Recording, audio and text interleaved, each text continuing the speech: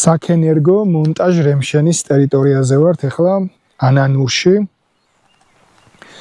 ეს არის შალიკიანთ კარის დასახლება, სხვადასხვა წყაროებში მოიხსენიება სხვადასხვა სახელით, ზოგან შალიკიან კარად, ზოგან ანანურად და უბრალოდ სხვადასხვა სახელები აქვს. ამის გამო ჭირდა ტერიტორიის იდენტიფიცირება და აქამდე ყველას უჭირდა მოძიება მასალების და ამის გამო ვერ ახდენდნენ ვერც ნაკვეთის იდენტიფიცირებას, ვერც აზომა შესაბამისად და მტკიცებას იმის რომ ვისი რა იყო ამ ტერიტორიაზე.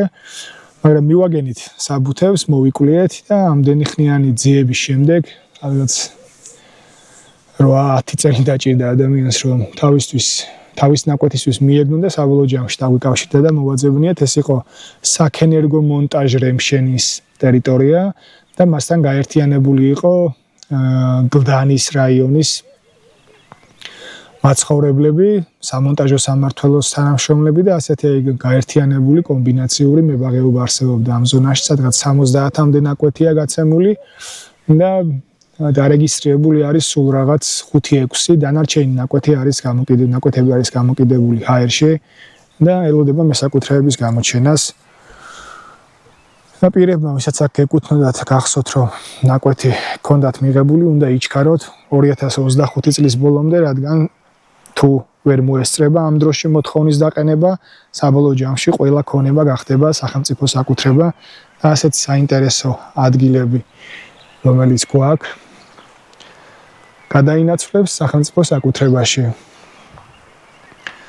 ისტორიული ხიდია შემორჩენილი ტერიტორიაზე აშკარად ნაფიქრი და დაგეგმარების შედეგად აშენებული. აქვე მდინარე გადის, გზასთან ახლოს არის, ანანურის ტერიტორიასთან, მონასტერთან ძალიან ახლოს. და საკმაოდ ლამაზი, წყნარი და იზოლირებული ტერიტორიაა. არაშემთხვევით გაცემული, აშკარად ეთყობა, რომ ფიქრის შედეგად გაიცა და დაპროექტდა აქ ნაკვეთები. და კიდევ ერთხელ ვიტყვი, ელოდება ეს ყველაფერი მესაკუთრეების გამოჩენას, რეალური მესაკუთრეების გამოჩენას და ყველა ვისაც გახსოვთ, რომ აქ ჰქონდათ ნაკვეთები მიღებული, ეხლა უკვე შეგიძლიათ რომ გამოჩნდეთ და აყენოთ თქვენი მოთხოვნები და სრული მასალები, რაც ამ ტერიტორიაზე უფლების დამგენ ნაწილში დაგჭირდებათ, ყველას მოგეხმარებით, რაც ნაწილი მოახერხებს და დაირეგისტრირებს საჯარო რეესტრშივე და დანარჩენ ნაწილს დაჭირდება სასამართლოს, აი იმისეთ რომ მოხდეს უფლების აღიარება სასამართლოს წესით. ეს არის რის თქმაც გვინდოდა, კიდევ ერთხელ ვიტყვი, რომ უნდა იჩქაროთ თქვენი მოთხოვნების დაყენება, დაფიქსირება. წინააღმდეგ შემთხვევაში ეს ქონებები გახდება სახელმწიფო საკუთრება.